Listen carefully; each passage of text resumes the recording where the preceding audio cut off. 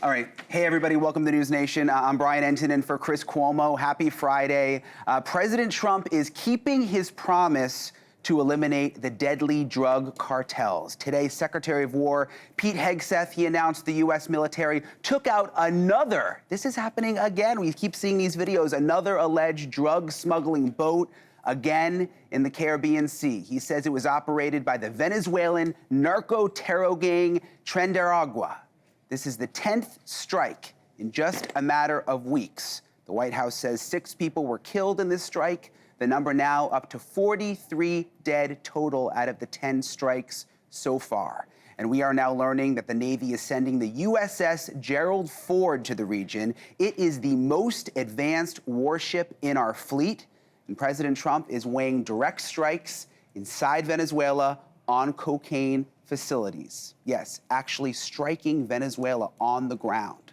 He's doing all of this without the approval of Congress. So is Trump overstepping his power as president, or is he fighting the drug trade that kills millions of Americans? Let's ask our ranking member of the House Armed Services Committee, Democratic Congressman Adam Smith, and Republican Congressman and Iraq War veteran Cory Mills. Thank you both for being with me on this Friday.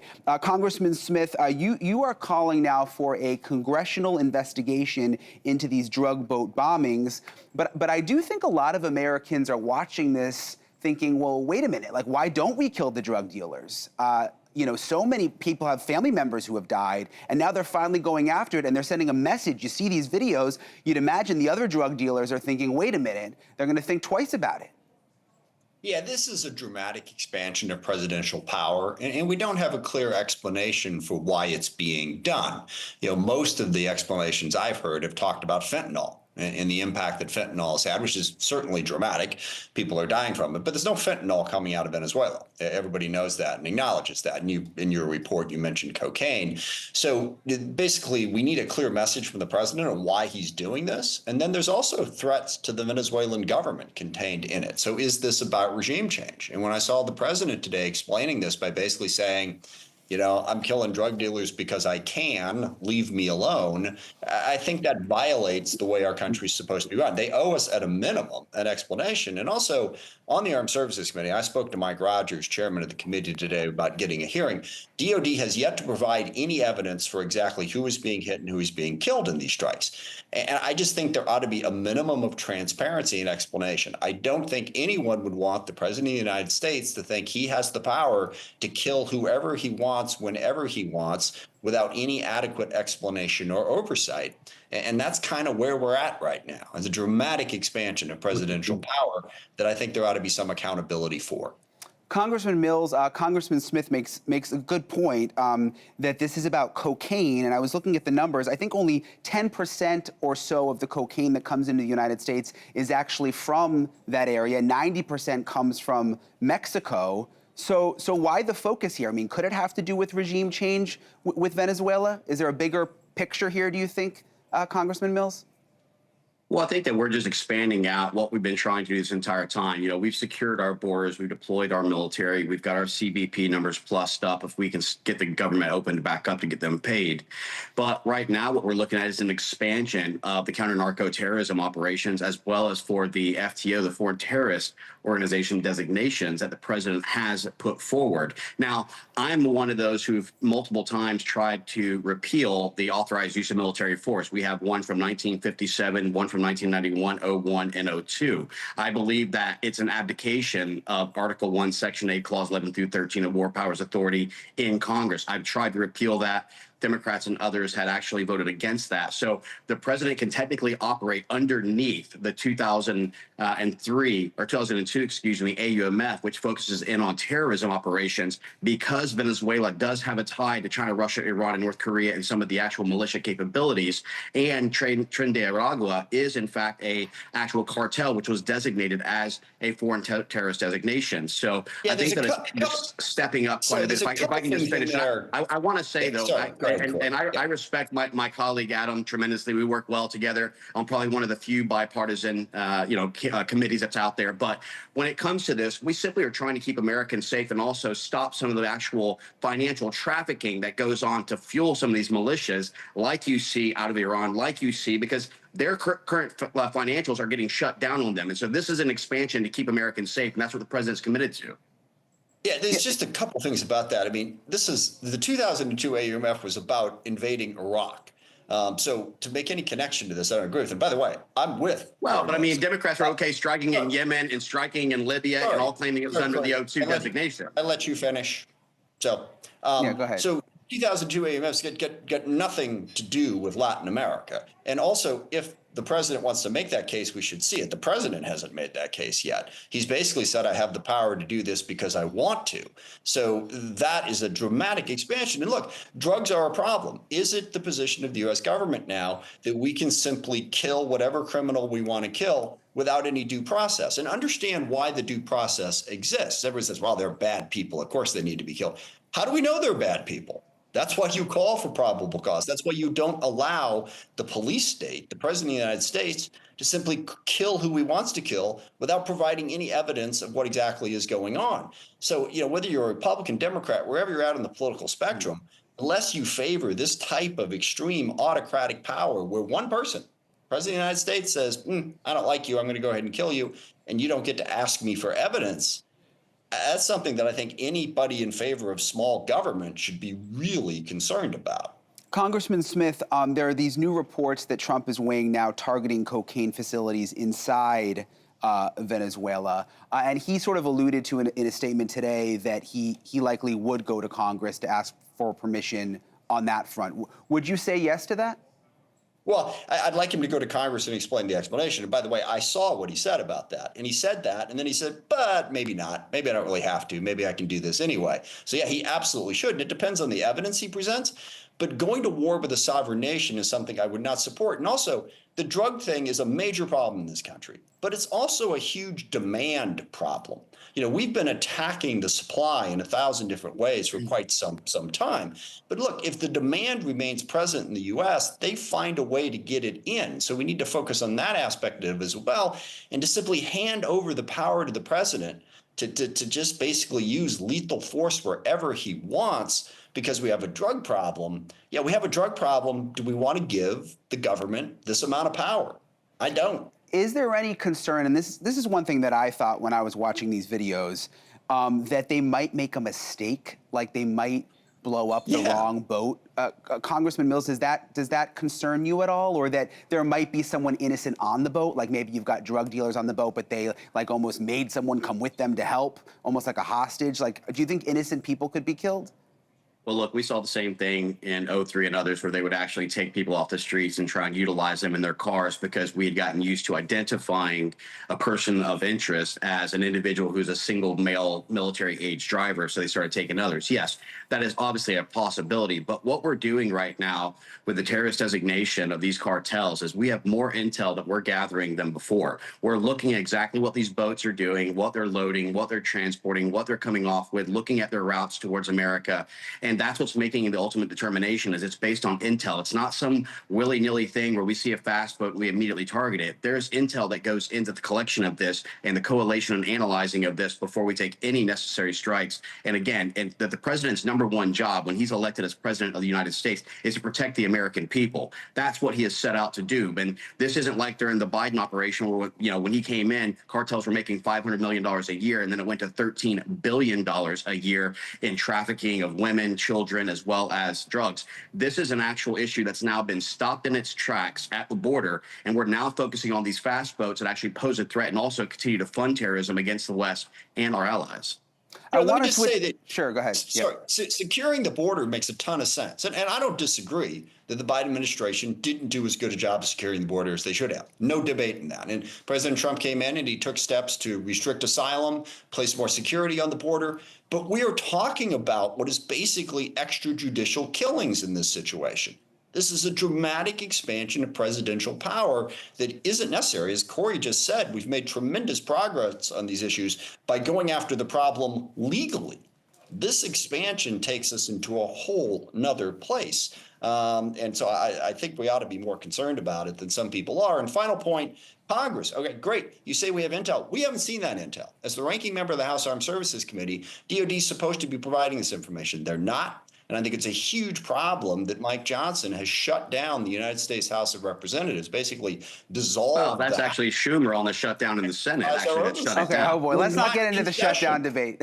Let's not get into the shutdown debate. Look, we can be shut down and be in session. That's the thing. We absolutely can, and I've been willing to, and there's still committees that are running. Every single shutdown we've been in before, but this time we are not in session and we're not doing our job. Well, then tell Schumer to stop holding the American people hostage. Okay, I can't go down the shutdown road. I do want to ask you about something else, though. I want to switch gears because everybody's watching these videos of these drug boats being blown up, but everybody's also watching the video of the East Wing of the White House being demolished. It's been all over social media. Here's President Trump showing this new ballroom that he's building where the East Wing was, $300 million.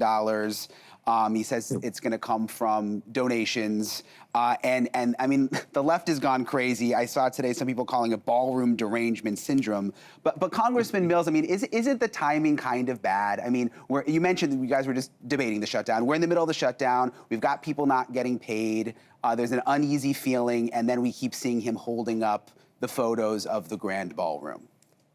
Well, again, I mean, this is something that wasn't just planned around the time of the shutdown. This has been in works for quite a long time. And I think what my colleagues on the left have somewhat forgotten is that we've had renovations going on since Teddy Roosevelt, whenever he was expanding out the West Wing. Or when you had, for example, in 1913, you had Woodrow Wilson, who had eliminated the old gardenias and created the Rose Garden. I mean, and there's multiple, every single president pretty much in the last 100 years has done some type of a renovation or upgrade. This is something that's definitely necessary in order to try and go ahead and start actually bringing in heads of state and others to see what America really is standing for, open up the ballroom to allow more people, to have more transparency, to have more events. I mean, these are things that are absolutely necessary. And so while the timing isn't ideal, I don't think any time is ideal when you think about a government shutdown where we have, you know, Medicare, Medicaid, SNAP, veterans benefits, as well as for our military, our CBP, our ICE, all those who are out there day in and day out. And this is where Adam and I have talked many times. One of our big things, and I won't put words in Adam's mouth, but this is something that we talk about all the time on the Armed Services Committee. These continuing resolutions, while we've done clean resolutions under the Biden administration and Democrats are fully on board, the thing that people fail to understand is that these aren't the long-term solutions. This actually prevents our military from getting new programs of record entered in, which is one of our jobs in the Armed Service, is vetting certain contracts and seeing the needs of the actual, during these posture hearings, of our military. So that's a big, you know, kind of negligent thing for us to look at. We need to negotiate full-year appropriations bills. I completely agree. You can't do it. But listen, back to the because everybody's talking about this ballroom. Sure. Congressman Smith. I mean, if you watch MSNBC, they make it seem like they're tearing down the White House. I mean, the East Wing is like it was built 100 years ago. It's not the original White House. I mean, isn't this kind of being embellished? Last word to you, Congressman.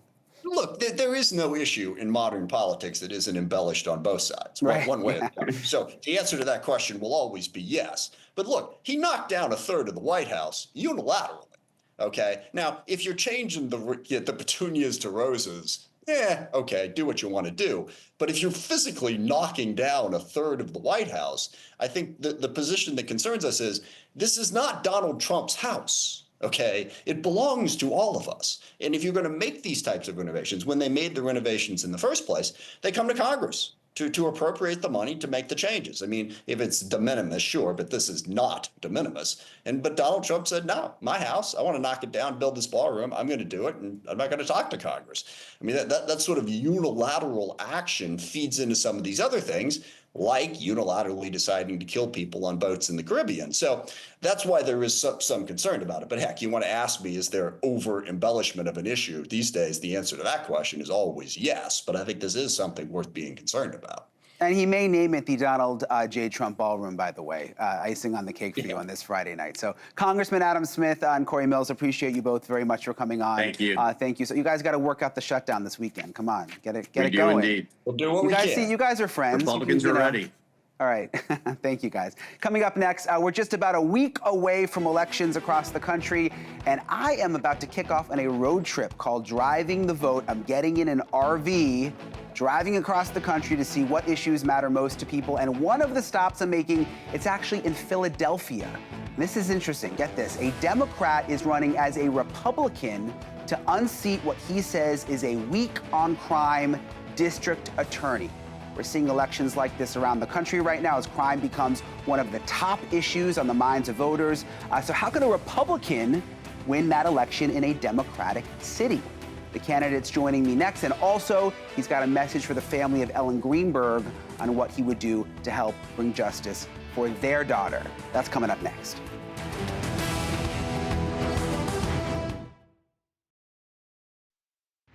All right, so we are just over a week away from some of the most important elections across the country. I'm going to be kicking off on a road trip. It's actually called Driving the Vote. I'm going to speak to voters across the country on the issues that matter to them the most. And I already know that crime is definitely on the top of that list, which is why we are seeing district attorneys in Democratic cities being taken on by Republicans who call them weak on crime. And one of the cities where that is happening is Philadelphia. Liberal DA Larry Krasner is fighting for his job against a newly retired judge, a registered Democrat, who is actually running as a Republican, promising to restore law and order to the city. So how does he plan to do that in Philly? Judge Patrick Dugan joins me live now. Judge Dugan, thank you for being with me. First of all, I'm trying to understand this. So you are a Democrat, but you are running on the Republican side. How did that happen? So yes, I'm a registered Democrat. I lost in the primary, but the Republicans wrote me in. They didn't have a candidate, and I received 7,000 write-in votes in basically an election where Republicans weren't turning out in the primary, but enough of them came out to get me over that threshold. So I had 53,000 Democrats vote for me. I had 7,000 Republicans write me in. So I accepted the Republican nomination. I'm still a Democrat, but I'm truly a Philadelphian. I'm running for Republicans. I'm running for Democrats. I've been endorsed by the Forward Party, Andrew Yang's party recently. So I am urging voters to leave their jerseys at home. We don't need the red jerseys, the blue jerseys, the green jerseys. We need people to come out and vote for the victims, for the safety on our streets, which right now, it's not happening. We have the fox in the hen house, a civil rights defense attorney who basically does not prosecute violent criminals. And it is crazy. It's insane. I'm calling Larry Krasner a co-conspirator on some of these murders, because if you have violent criminals in your sights, there are cases against them that you can put them away, and you don't do it. You fail to do it properly. Then they come out and they kill somebody else. I'm calling him a co-conspirator, like this most recent murder of this poor, beautiful 23-year-old vibrant woman, Kata Scott. This is something that's right at the feet of Larry Krasner. Yeah, and that is the case, Judge, that got me interested in this race, because I started reading about the Kata Scott case, and this is this woman right here. This just happened in the last couple of weeks. This is a beautiful young woman, had gone to college, aspiring beauty queen, working in elder care. I mean, just a lovely woman who was murdered by a man named Keon King.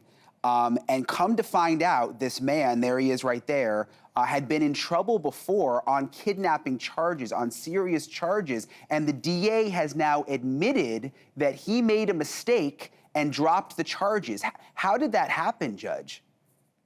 Well, he's admitting a mistake on this one, but I've seen this for the last 8 years. It's the reason why somebody like me stepped off the bench from a job that I loved tremendously. So Keon King had another case, had a couple cases in front of the courts prior to this murder of this beautiful young lady. There were kidnapping charges. His DAs are not trained. I'm not making that up. The attorneys that leave the office, they've written letters to the editors saying that the training is bizarre. They're not teaching us how to prosecute. So they're left hanging out to dry with no supervision, no mentorship.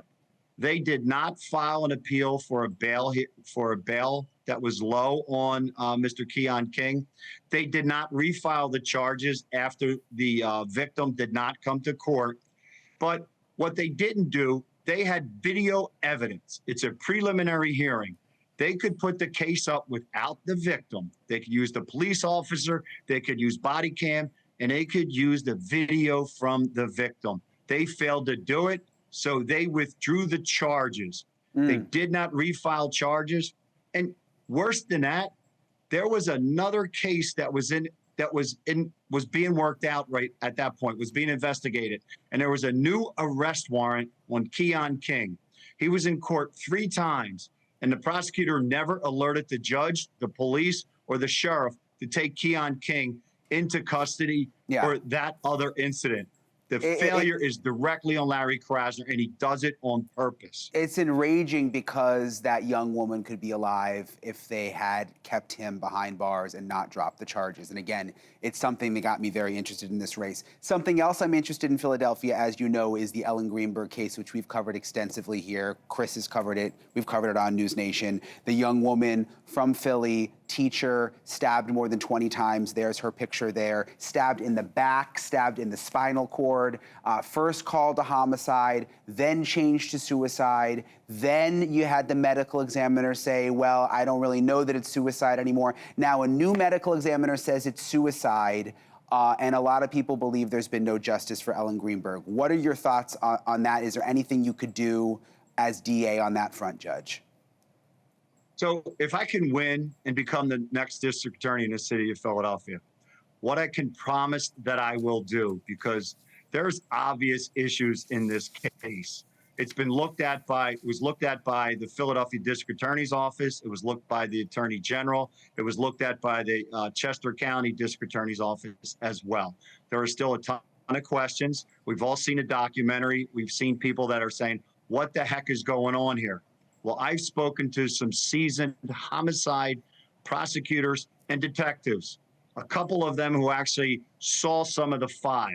And based off of all that, if I win, I am going to sit down with seasoned attorneys, prosecutors, homicide prosecutors, and detectives and do a thorough review and then make my determination on whether or not this case should go ahead and move forward. But I must do due diligence and read the entire file with the team, and then I would make a decision on that.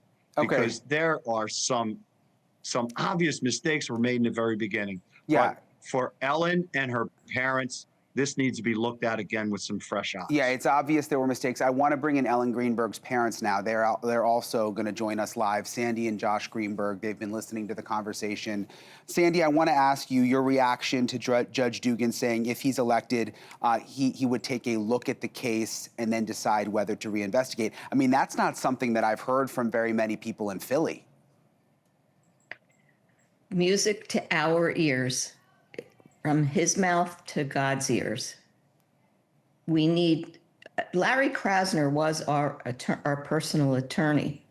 And then when he ran for office, he had a conflict of interest. But what he's not telling everyone is he had more than a conflict of interest because he never returned our personal file that he withheld. And he did a lot of other very disingenuous, unprofessional, unethical things. Josh, is there anything, because we've still got Judge Dugan here, is there anything you want to ask him? I mean, anything you want to say to him, considering he's running in the elections in a week or so, a little over a week? It's hard to say. My knowledge of the case is probably more extensive than his, or maybe it's not. I don't know. I do appreciate his saying the words he does and offering his help if he's elected. But the Ellen's case, I mean, if you look at even this last medical examiner, it's so bogus. She talks about anxiety as a cause of death. Ellen was anxious. Her psychiatrist said she's anxious. This medical examiner never even spoke to her psychiatrist. But anxiety doesn't lead to suicide. So the whole thing from the top down, the first expert, Cyril Wecht.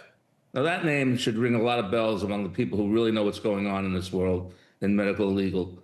Cyril Wecht was a professional pathologist and was an investigator in these type of things. And he said right away, women don't kill themselves anymore using knives. So Ellen's case from that is bogus. And then if you look at the wounds on the rendering we have, that we computer generated, nothing there is deep enough to cause death. The only wounds are the head, right? See, look how superficial those knife wounds are. Yeah. They almost don't penetrate. The back of the neck, the head, and the chest. And she did have defensive wounds, unlike what Dr. Simon. And Sandee, to me, that diagram we're looking at right there has always told the story. I mean, you see that and you realize, how could someone do that to themselves? We only have a few seconds left. Judge, quickly to you. I mean, if you don't win, do you think the feds could get involved, Judge? Because it seems like that's the only other, option at this point? You would hope somebody would, because there are so many obvious questions and details in here that really have to be turned over, because a lot of it just doesn't make sense. But I also agree with Sandee about the ethics of Larry Krasner. He constantly gets fined for ethics violations. Judges call him out. Judges have called Larry Krasner a liar at the Supreme Court level, at the state level, at the municipal court level, in federal court. So this man has virtually zero ethics. So I'm not surprised that he did this on a case like that, Sandee, Josh. And my heart goes out to you. And whether I win or not, I would still like to try to be an advocate and sit down and talk to you further about this. But I have to tell you, I have not reviewed the file. But if I win, I will. And if I don't, I would also like to get involved with trying to look at it for you and, see what I could do to help you.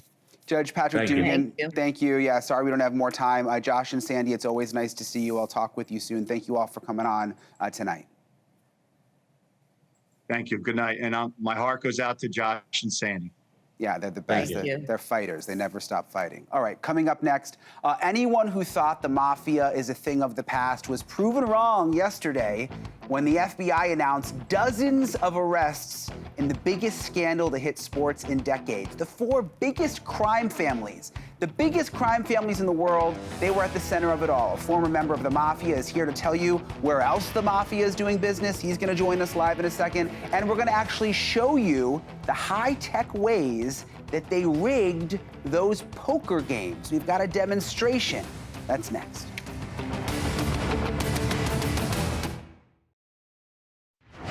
Not only did we crack into the fraud that these perpetrators committed on the grand stage of the NBA, but we also entered and executed a system of justice against La Casa Nostra to include the Bonanno, Gambino, Genovese, and Lucchese crime families. All right, so FBI Director Kash Patel made it perfectly clear yesterday that the Mafia is still in business, and it is a lucrative business. So how exactly did they infiltrate the world of NBA players, and where else are they doing business right now? I want to bring in a former member of the Gambino crime family, John Alita, and also to show us exactly how they rigged those poker games, president of Worldwide Casino Consulting. We've got George Joseph tonight. John and George, thank you for being with me. John, I want to start with you when they said, we've got someone who is a former member of the Gambino crime family who is now a New Jersey councilman. I'm like, man, what a story that is right there. But I want to ask you, when they say that, that they're involved in other businesses still now, what do you think that means? Well, the industry, the mob hasn't changed. They just evolved along with society. So as things move, technology changes, they get involved with, instead of murder, it's now illegal setting up these gambling dens. It's still the construction industry. It's still Wall Street. It's the banking industry, credit cards. They got a little smarter. They're more into the money crimes because of technology instead of the violence of the past. All right, George, one thing that I was very interested in when Kash Patel had his press conference was they talked about like X-ray machines and secret card readers and stuff that I had never heard of before. Show us some of this. There's apparently a card marking device. Like, how does this work? Well, the X-ray table you spoke of, they have to rig the table by cutting a portion of it away and replacing it with milk glass and then covering the table. And underneath, they put IR illuminators, infrared light that is higher than the human eye can see. And they have a hidden camera overhead. And when they turn the light on below, the camera sees through anybody's playing cards. Now, that's a lot of work to set up a table. On the other hand, these fellows have been using a thing called a poker analyzer. And typically in the past, playing cards were marked on the back of the deck. Now they're being marked on the short edge of the card, and they're read by an infrared camera. And so even after a shuffle, whether it's a hand shuffle or a machine shuffle, The cards are set down in front of a device. It could be something as innocent looking as a cell phone or a key fob or a cufflinks. It reads a barcode-like image on the side of the playing cards, excuse me, and it knows the exact order of the cards from the top down. Interesting. And in games like Texas Hold'em, you know exactly the number of cards that are going to be dealt every round. Can you show us? Do you have any of the cards, or is there anything you can? Yes, I do. Hold on, let me switch cameras, and I'll give you an idea of. Oh, this is fancy. You've got multiple cameras there. This is like. You wear these special glasses. So when I put the glasses over the camera lens, you're going to see a mark on the back of that card. Now, you can't see. This is near infrared. I'll show you infrared in a second. And here's another marking, and you'll see a big 9 that I just drew on there for a demonstration. Yeah. But now take a look at what they were using, which is infrared. And infrared cannot be seen with the naked eye. But take a look at what that looks like. Then you can see there's an X. Yeah, interesting. See the mark on the card. Yeah, it's advanced. John, I want to ask you, were you surprised that all 4 of these mafia families were involved? I mean, is that unusual? Were they like working together? Because I always thought they kind of did their own thing. You know, people are under the impression that they don't get along. Most of the families get along, especially in the construction industry. Anything that they can work together and make money, they try to do. So they coincide with each other, exist financially together. So it doesn't surprise me. No, not at all. John, betting is so big now. You know, it's online, it's so easy. How do people know that their bets are safe and not rigged? I mean, should we all be concerned? Well, you should be concerned because, you know, for years we've been doing this. The technology changed. George knows better than anybody, but we would have several guys at a poker table working in unison against somebody else. We'd have a girl that was working as a waitress, tipping with signs to tell the players what cards these other guys have. So this is nothing new. Same thing in any sport, whether it was baseball, whether it was horse racing. We'd have jockeys blocking out other jockeys. So this was kind of simple to exploit when you start going into these prop bets, these exotic bets, and the integrity of these games. It's just too easy, too much money, and too simple for them to break these things and corrupt them. Is the mob in casinos too, John?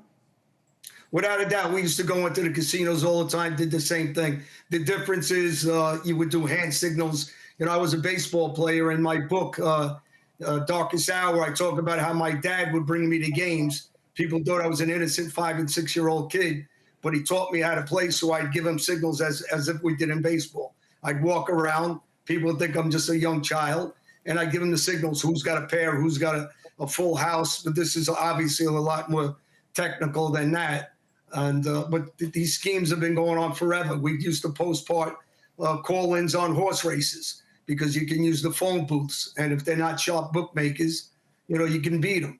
So this is the same idea, just a little more sophisticated, and doesn't surprise me at all. And what they're offering in these, you know, mob dens or these hotels or these penthouses is not just the gambling, it's the woman, it's the drugs, whatever is going to satisfy them, and it's credit. You don't got to go there with cash like you do at Atlantic City. And for a player to go there, it's kind of naive not to realize that there's going to be scams moving. The mob's pretty smart. You know, like I said, it evolved into the technology world. Yeah, it sure is sophisticated. George, thank you so much for showing us that. That was fascinating. We appreciate you coming on tonight. John, also nice seeing you. I hope you both have a good weekend. Thank you. Thank you. Okay, coming up next, I mentioned earlier I was about to literally jump in an RV and drive across the country. I rarely am, so I could talk to voters about what matters most to them ahead of the November 4th elections. A large group of those voters are farmers who have been affected in one way or another by Trump's tariffs. When we come back, I'm going to be joined by 2 different kinds of farmers on exactly what is hurting them right now on the farm. I was actually out on the farm. It's very, very interesting. Affects all of us. That's coming up next.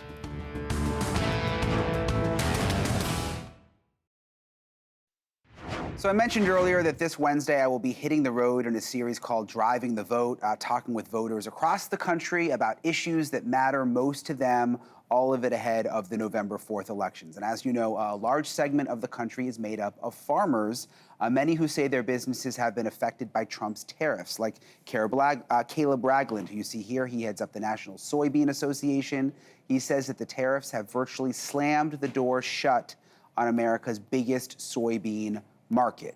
And then you've got cattle farmers like John Boy Jr., who are up in arms with Trump's decision to import beef from Argentina. It is a hard time for farmers right now. Both Caleb Ragland, who's a Trump supporter, by the way, and John Boy Jr., a Democrat, they join me now. Appreciate you both, Caleb and John. I'm going to start with you, Caleb, because you're my buddy now. I was just on your farm yesterday in Kentucky. Caleb has the most beautiful farm. I had such a great time out there, and I learned so much. And I learned you've got all these soybeans. China buys the most soybeans. China has more pigs in the world than anyone else, and they actually eat soybeans, which is why they need so many. And how tough is it for you right now, Caleb?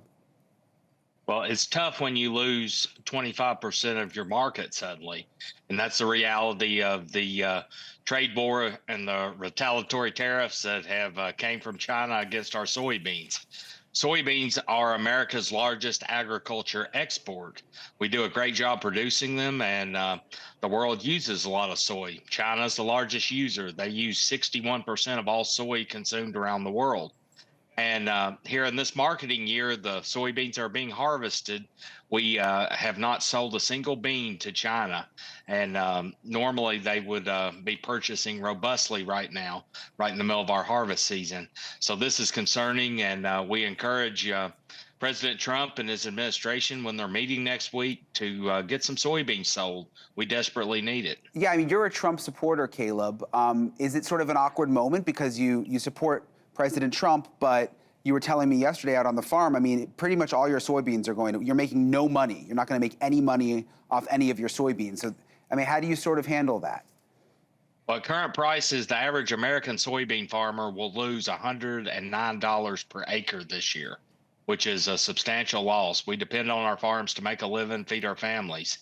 And we certainly have many issues during an election. President Trump's done some good things with some tax policy, with regulatory policy on some issues. He's also doing some things for biofuels to make them be used more here in this country, and that's a good thing for us long term. But we also need trade as well. It's a balance, and we need to get this figured out because agriculture is such a strong part of not only just rural America, but of the economy of this country as a whole. Yeah, we all, sorry to interrupt you, but we all need you guys. I want to get John in here.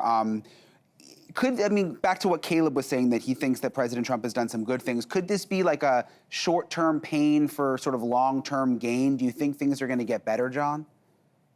Well, it's tough. You know, we just watched the president give $40 billion away to Argentina and to help farmers there in Argentina. And they turned around and sold soybeans to China, like that young man just said, our largest market. That really hurts. And now he wants to sell beef to Argentina. We don't know what kind of quality beef they grow there. And some of the growers I'm hearing from, they said they don't want to hear about another dime going to Argentina.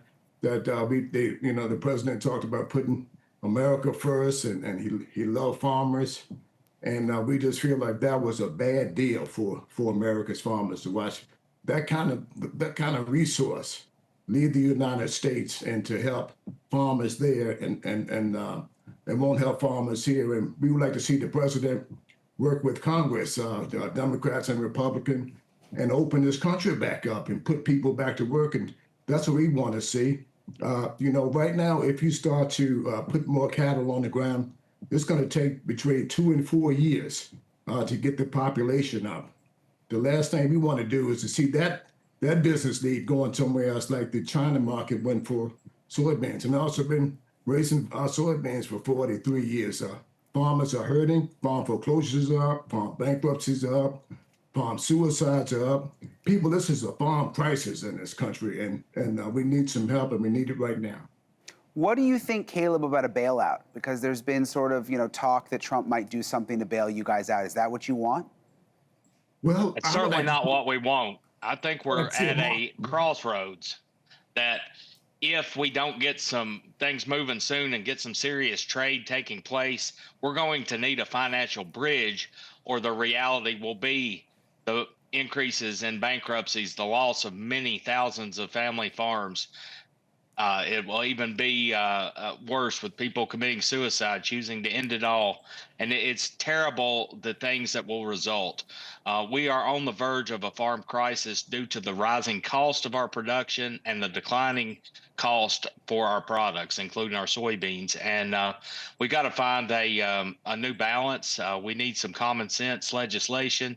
We need the tariffs on all of our ag inputs to be taken off. Right now, 12% of the cost of the $33 billion of agriculture inputs that come into this country is tariff based. So that would give us some relief instantly. That's something small that could be done to help. But we need to have a competitive opportunity for both selling and for buying the inputs that we use to raise the crops. It's on both sides of it. Well, we appreciate everything that both of you do, Caleb and John. Thank you both for coming on tonight. Hopefully something will change soon, and we'll see you guys soon. Thanks so much. Support America's farmers. Thank you for having us. All right, we'll be right back after this. All right, so that is it for the show tonight. Thank you so much for watching. Chris will be back on Monday. Hope everybody has a great weekend. And Leland Vittert starts right now. Leland? Brian, great to see you, my friend. As I said last night, excellent reporting on the Michigan town that shut down the Chinese plant. It is exactly the kind of stuff that News Nation should be doing. Thanks, Leland. Appreciate that. You make us proud, my friend. Thank you for watching. Subscribe below and download our News Nation app right now on your phone, and you will get fact-based, unbiased news for all Americans.